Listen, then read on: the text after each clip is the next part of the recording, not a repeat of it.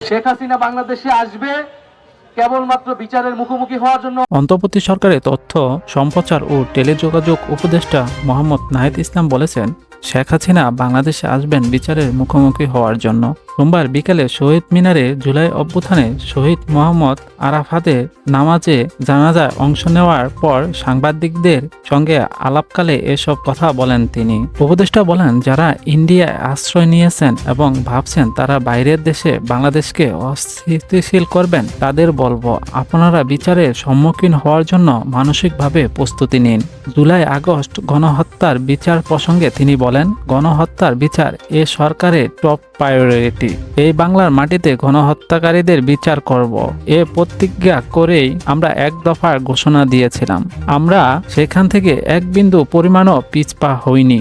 আমরা বিচারে নিশ্চিত করব।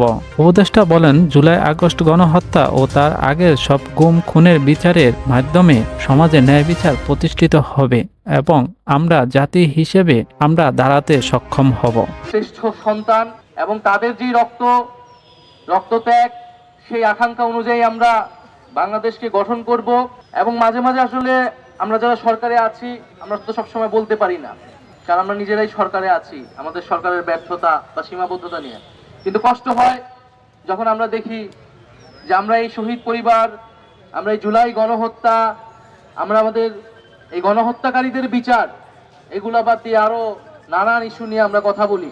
আমরা দেখি যে দেশে বিভিন্ন জায়গায় বিভিন্ন ধরনের দাবি দেওয়া এবং আন্দোলন হচ্ছে। আমরা সকল দাবি দেওয়ার প্রতি, আন্দোলনের প্রতি শ্রদ্ধাশীল, কিন্তু আমরা বলবো যে আমাদেরকে এই সরকারের প্রায়োরিটি বুঝতে হবে, আমরা আসলে কি কাজের জন্য এখানে এসেছি।